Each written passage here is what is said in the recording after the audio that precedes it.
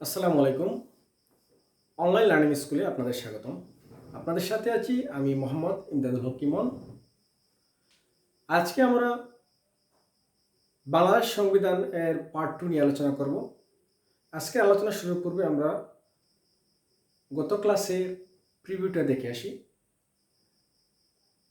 আপনারা জানেন গত ক্লাসে আমরা বলেছি বাংলাদেশ সংবিধান গৃহীত হয়েছিল 1972 সালের 4 নভেম্বর এবং এটা কার্যকর হয় 1972 সালের 16 ডিসেম্বর। তাহলে আমরা দেখি বাংলাদেশ সংবিধানের পার্ট 1-এ আমরা দেখেছিলাম বাংলাদেশ সংবিধানে একটি প্রস্তাবনা রয়েছে, 153টি অনুচ্ছেদ রয়েছে, 11টি ভাগ আছে এবং 7টি তফসিল আছে। এছাড়াও প্রথম ভাগে আপনারা জানেন প্রজাতন্ত্র নিয়ে আলোচনা করা হয়েছিল, দ্বিতীয় ভাগে রাষ্ট্র পরিচালনার মূলনীতি, তৃতীয় ভাগে মৌলিক অধিকার, চতুর্থ ভাগে নির্বাহী বিভাগ, পঞ্চম ভাগে আইনসভা, ষষ্ঠ ভাগে বিচার বিভাগ, সপ্তম ভাগে নির্বাচন, অষ্টম ভাগে মহা হিসাব নিরীক্ষক ও নিয়ন্ত্রণ, নবম ভাগে বাংলাদেশের কর্ম বিভাগ, দশম ভাগে সংবিধান সংশোধন এবং 11তম ভাগে বিবিধ নিয়ে আলোচনা করা হয়েছিল। এছাড়াও আমরা আপনাদের বলেছি বাংলাদেশ সংবিধানে প্রত্যেকটি ভাগ আমরা খণ্ড খণ্ড করে আলোচনা করব।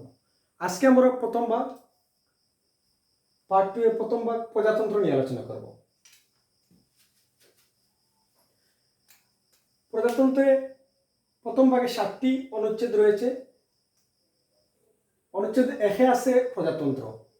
এখানে বাংলাদেশের নাম একথা বলা হয়েছে গণপ্রজাতন্ত্রী বাংলাদেশ সরকার।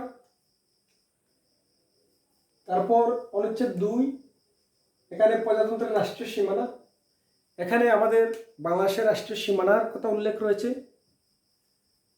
তারপর অনুচ্ছেদ 2 ক, এখানে রাষ্ট্রধর্মের কথা বলা হয়েছে, রাষ্ট্রধর্ম কথা বলা হয়েছে। এখানে বাংলাদেশের রাষ্ট্রধর্ম ইসলাম এবং এছাড়াও অন্যান্য ধর্মাবলম্বীর যারা আছেন তাদের স্বাধীনভাবে তাদের ধর্মকর্ম করার অধিকার রয়েছে। তারপর অনুচ্ছেদ 3, এখানে রাষ্ট্রভাষার কথা বলা হয়েছে, আমাদের রাষ্ট্রভাষা বাংলা। অনুচ্ছেদ 4-এ জাতীয় সঙ্গীত, পতাকা ও প্রতীকের কথা বলা হয়েছে।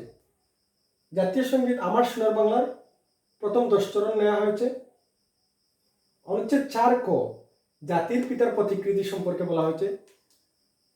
এখানে বলা হয়েছে বাংলাদেশ সরকারের রাষ্ট্রপতি, প্রধানমন্ত্রী, স্পিকার সহ সরকারি যত অফিস আদালত আছে সবগুলোতে জাতির পিতার প্রতিকৃতি ব্যবহার করার জন্য।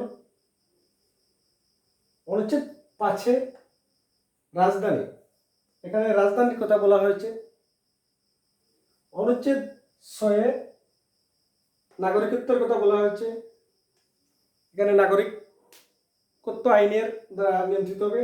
অনুচ্ছেদ 7-এ সংবিধানের প্রাধান্যের কথা বলা হয়েছে। অনুচ্ছেদ 7 ক, সংবিধান বাতিল, স্থগিতকরণ ইত্যাদি অপরাধের কথা বলা হয়েছে। অনুচ্ছেদ 7 খ, সংবিধানের মৌলিক বিধানাবলী সংশোধন অযোগ্য, এই কথাগুলো বলা হয়েছে। এখন এই যে অনুচ্ছেদগুলো আপনারা দেখলেন, প্রথম ভাগের প্রজাতন্ত্রের 7টি অনুচ্ছেদ, আমরা অনুচ্ছেদ 1, 2, 3, 4, 5 এভাবে 7 পর্যন্ত প্রত্যেকটির হেডলাইন দিয়েছি। আপনারা জানেন বার কাউন্সিল পরীক্ষা এবং বিভিন্ন চাকরির পরীক্ষায় যে প্রশ্নগুলো সাধারণত আসে, মনে করেন এখানে আসতে পারে বাংলাদেশ সংবিধানে রাষ্ট্রভাষা কোন ভাগে আলোচনা করা হয়েছে। তখন আমরা দেখতে পাচ্ছি প্রথম ভাগের প্রজাতন্ত্রে 3 নম্বর অনুচ্ছেদে আলোচনা করা হয়েছে। তাহলে আমরা যদি খুব সহজে বলতে পারবো অনুচ্ছেদ 3 আলোচনা করা হয়েছিল প্রথম ভাগে খুব ইজিলি আমরা বলতে পারবো যদি এগুলো আমরা রিমাইন্ড করি। আমরা আমাদের ক্লাস সর্বোচ্চ 8 থেকে 10 মিনিটের মতো নিয়ে থাকি, এর বেশি নেই না। এই কারণে যে আপনারা প্রতিদিনের ক্লাসের পড়া যদি পড়ে নেন এবং এইগুলো মাথায় রাখেন, তাহলে আপনারা যখনই আমাদের সংবিধান নিয়ে ক্লাস শেষ হবে, আপনারা বাংলাদেশ সংবিধানের 153টি ধারা, 11টি ভাগ, 60টি তফসিল এবং প্রস্তাবনা, এগুলো সম্পর্কে ভালো একটি ধারণা পাবেন, যেগুলা পরবর্তীতে আপনারা কাজে লাগাতে পারবেন। তো আমাদের ভিডিওটি যদি ভালো লেগে থাকে, আমাদের চ্যানেলটি সাবস্ক্রাইব করবেন, পাশে থাকা বেল আইকনটি বাজিয়ে রাখবেন, যাতে আমরা পরবর্তী ক্লাস আপলোড করার সাথে সাথে আপনারা পেয়ে যান। সবাইকে ধন্যবাদ এবং শুভেচ্ছা জানিয়ে আজকে আমি বিদায় নিচ্ছি। আল্লাহ হাফিজ।